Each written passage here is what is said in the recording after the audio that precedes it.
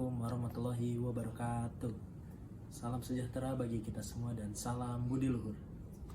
Perkenalkan, nama saya Idam Nurul Fadela dengan NIM 183150201.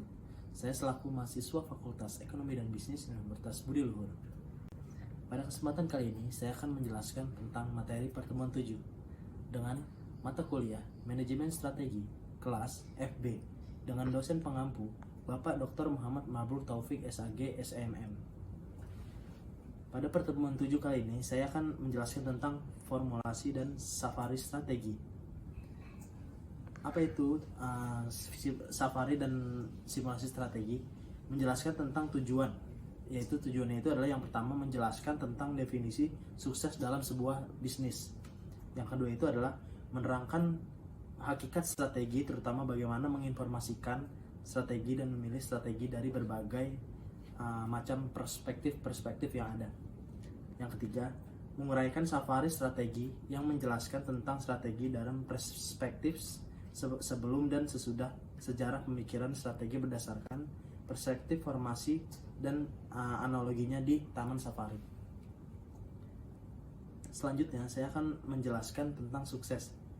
Dapat dilihat dalam presentasi perusahaan yang dapat diukur dari kemampuannya memberikan tambahan nilai atau added value, yaitu menciptakan output yang bernilai lebih dari biaya input yang digunakan.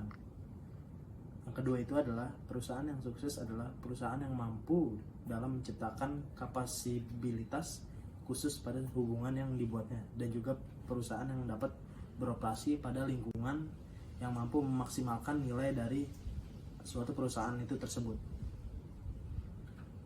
Formula dalam sebuah kesuksesan, yaitu terdapat A, B, C, dan D. A-nya itu adalah alat, B-nya itu adalah bekerja, C-nya itu adalah cita-cita, dan yang terakhir itu D adalah doa. Unsur A, B, C, D ini semuanya harus bernilai menjadi satu kesatuan. Yang kedua itu adalah bila unsur A, B, C, D ini tersebut tidak terpenuhi salah satu atau semuanya, maka ia akan bernilai 0 atau sama dengan halnya sebuah kegagalan. Sukses bagi perusahaan. Karakteristik perusahaan yang sangat sukses dapat dibedakan, dan juga berikut saya akan menjelaskan macam-macam dari sukses bagi sebuah perusahaan.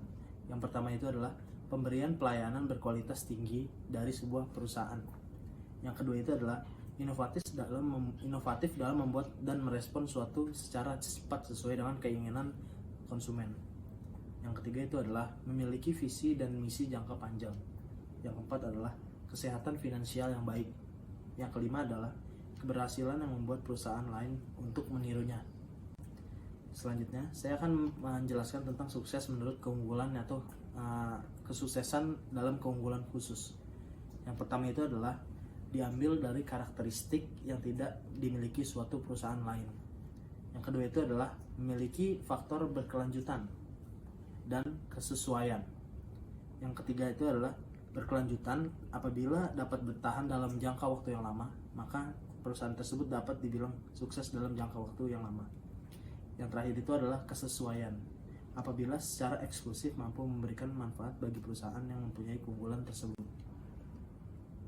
Sukses.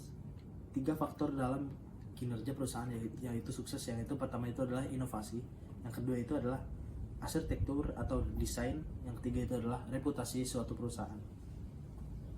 Formulasi strategi.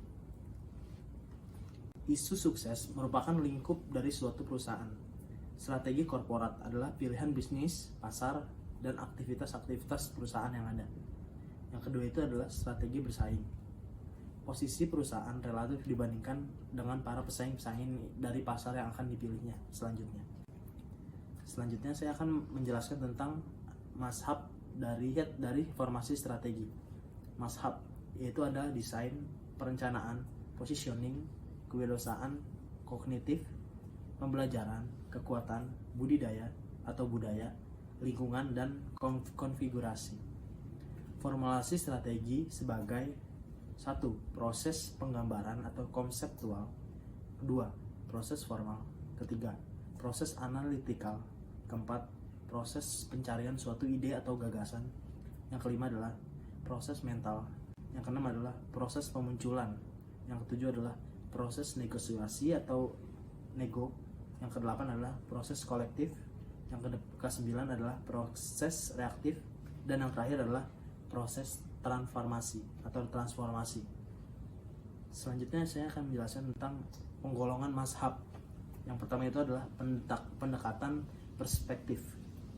Pendekatan perspektif ini mencakup dalam 3 hal, yaitu mazhab desain, yang kedua itu mazhab perencanaan, dan yang terakhir adalah mazhab positioning. Yang kedua itu adalah pendekatan deskriptif.